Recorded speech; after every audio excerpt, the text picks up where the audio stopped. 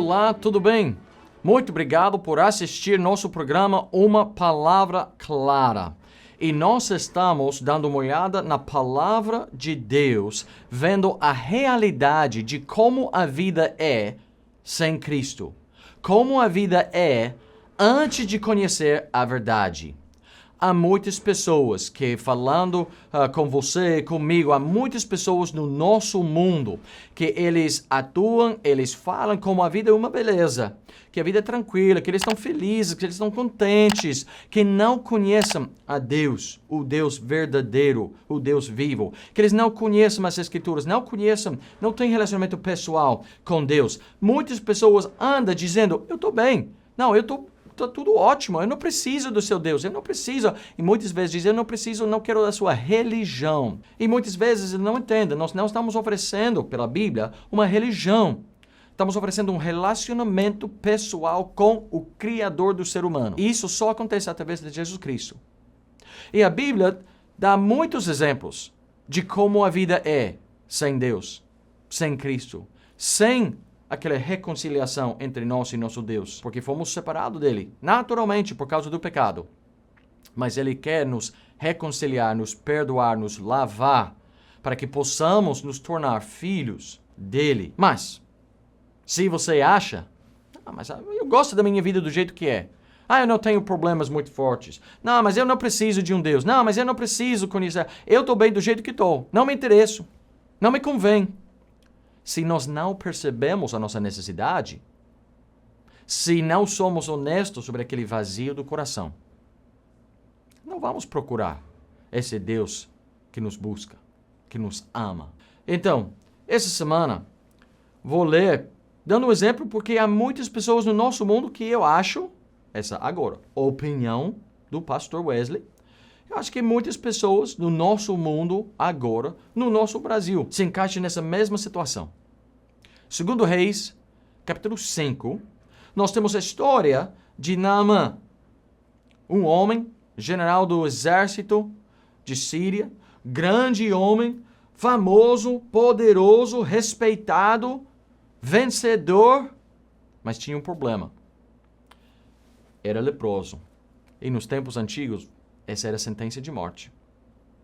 E não somente isso, o leproso tinha que ficar afastado de todos, porque era uma doença demasiado contagiosa. Então, este homem que era um herói do povo, amado pelo rei dele, o líder do exército, das forças militares, ele ia precisar começar a ficar isolado, não perto de ninguém, não participando mais na liderança, na batalha, sempre longe de outros. E pouco a pouco ia sofrer muita dor, o corpo ia morrer, ia ficar podre, pedaço por pedaço, membro por membro, área por área. Era uma doença horrível. Esse era o futuro dele. Daí houve uma serva, uma menina israelita que tinha levado a Síria depois de uma batalha. E ela, falando com a chefa, com a mulher de Naamã, disse, se ele estivesse em Israel, há profeta lá, há homem de Deus que poderia curar. Ouvindo isso, ele, o rei, conversando, planejando, enviaram eles para Israel. E perguntaram ao rei, cadê este homem que pode curar? E imagine, e o rei não sabendo nada, o profeta Eliseu mandou palavra para o rei de Israel e disse, manda ele para cá. E fazendo a história meio curto, o sírio, Naamã, foi para ter com Eliseu. Eliseu disse para ele, lava-se na água do rio Jordão, desce 7 vezes. Tudo. Só isso. E ele, eventualmente obedecendo o profeta, ficou curado. Na volta, ele decidiu falar com o profeta mais uma vez. E em 2 Reis 5, versículo 15, vemos isso. Então voltou ao homem de Deus, ele e toda a sua comitiva. E chegando, pôs-se diante dele e disse, eis que agora sei que em toda a terra não há Deus senão em Israel. Agora, pois, peço-te que aceites uma bênção do teu servo. Porém, ele disse, vive o Senhor em cuja presença estou, que não aceitarei. E estou com ele para que a aceitasse, mas ele recusou. E disse Naamã, se não queres, desce a este teu servo uma carga de terra que basta para carregar 2 mulas, porque nunca mais oferecerá este teu servo holocausto nem sacrifício a outros deuses, senão ao Senhor. Nisto perdoe o Senhor a teu servo. Quando o meu senhor entrar na casa de Rimo, para ali adorar, e ele se encostar na minha mão, e eu também tenha de me encurvar na casa de Rimo. Quando assim me encurvar na casa de Rimo, nisto perdoe o Senhor a teu servo. E ele lhe disse, vai em paz. E foi dele a uma pequena distância. Esse sírio, que não era do povo de Israel, esse homem que era inimigo de Israel, e que tinha os deuses e costumes e cultura e todo dele, e confiando que eles tinham razão.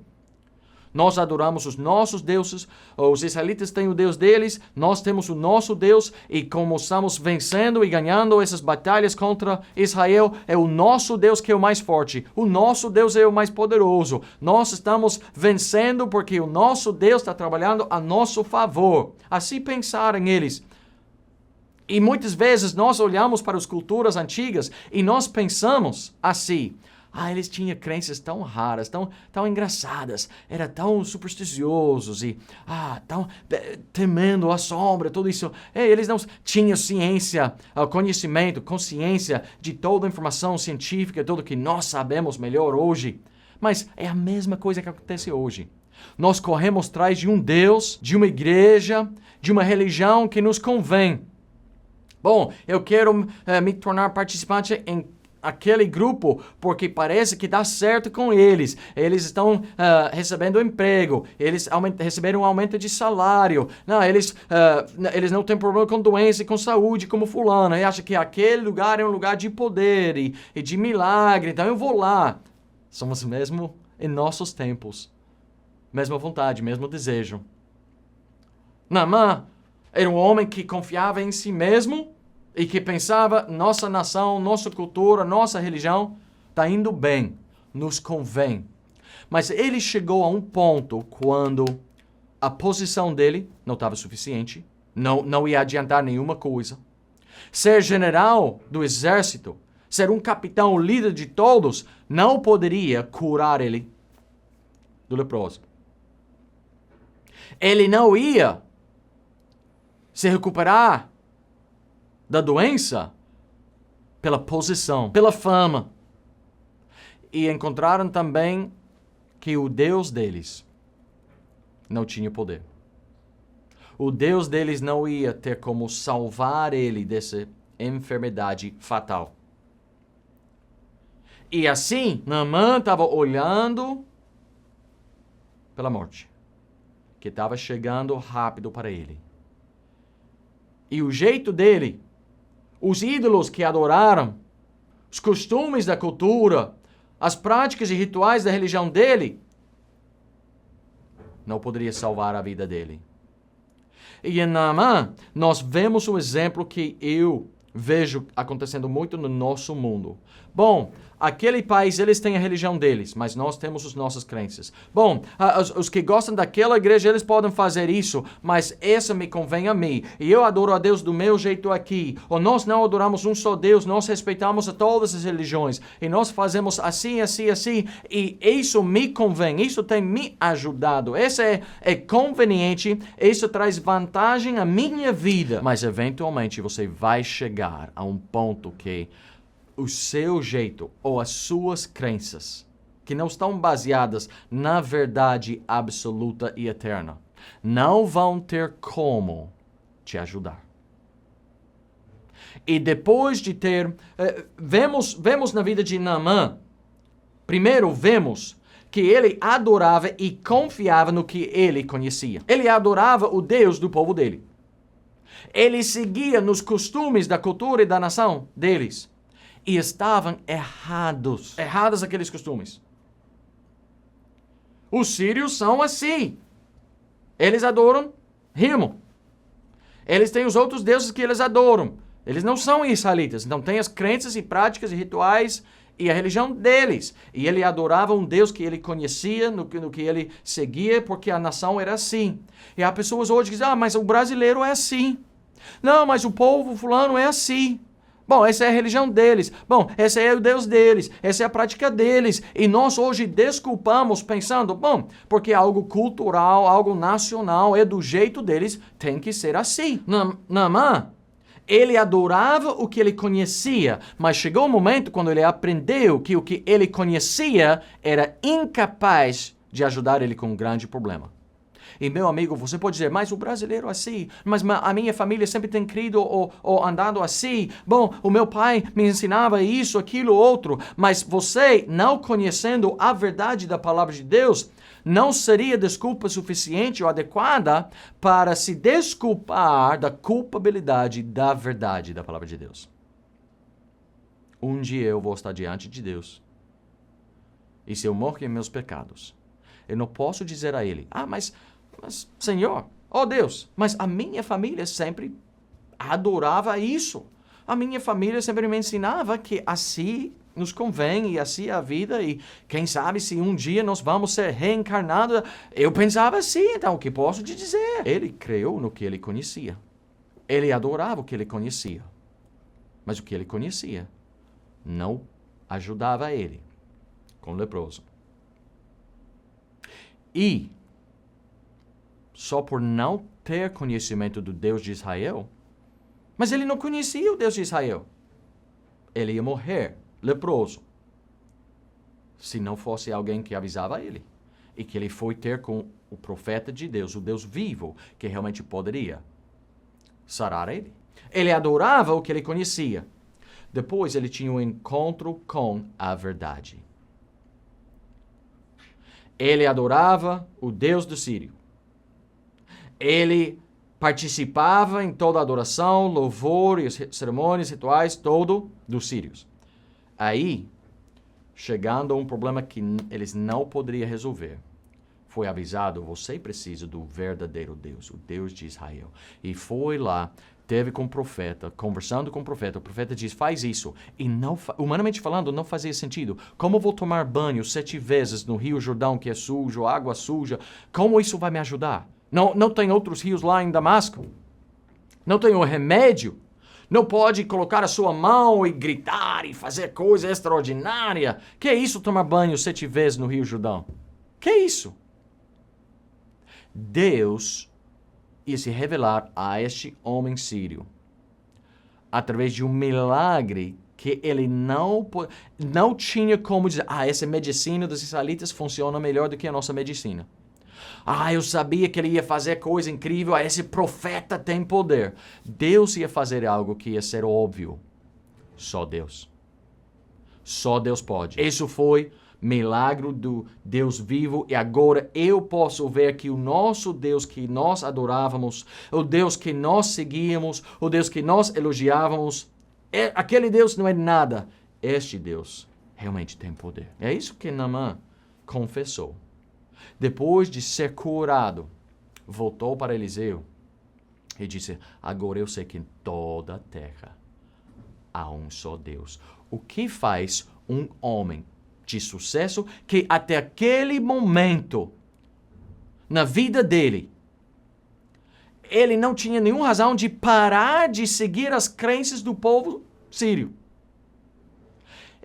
Tudo estava dando certo. Ele sendo sírio, praticando a religião deles, idólatra, confuso, desconhecido da verdade, do Deus vivo. Como é que este homem, que agora era um grande sucesso, tinha família, tinha possessão, tinha fama, ganhou muitas vitórias, sempre seguindo as crenças do povo dele, o que faria ele dizer, agora eu sei que não há nenhum outro Deus na terra do que o Deus de Israel.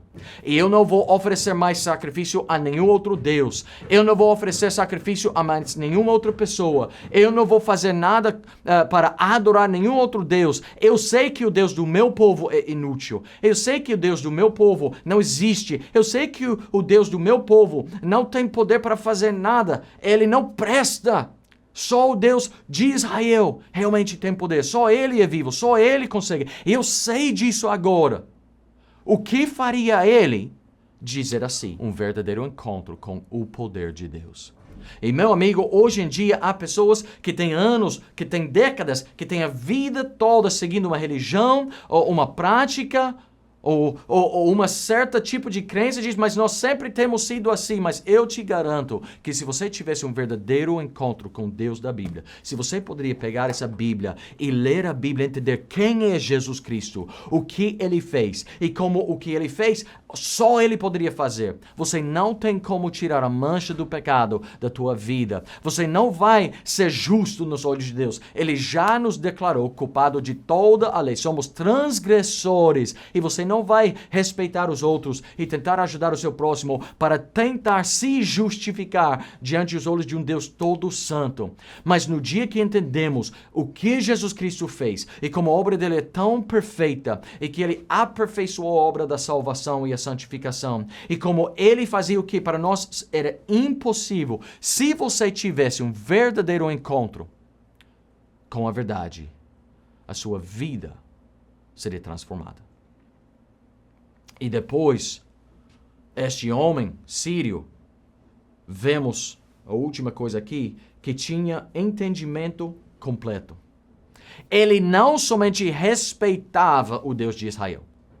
Ele disse, eu sei que Ele é o único e eu sei que eu só devo adorar a Ele. Eu não devo adorar o Deus irmão, eu não devo participar nas cerimônias e nada disso. Eu entendo que o único Deus que existe e que o único que merece nosso louvor e adoração é o Deus de Israel. Mas me perdoe, porque como o capitão do exército, muitas vezes o meu senhor, o rei de Síria, ele entra na casa do nosso Deus, que é falso, e ele deita no meu, ele descansa no meu braço. Eu tenho que acompanhar ele. E ele vai se encurvar na casa do Deus do meu povo, e eu vou ter que encurvar com ele, mas eu quero que o Senhor dos céus entende que eu não estou adorando, eu não quero adorar aquele Deus, eu sei que não presta, é só pelo meu trabalho que eu tenho que acompanhar o meu rei, mas eu sei que eu não devo fazer isso, e eu sei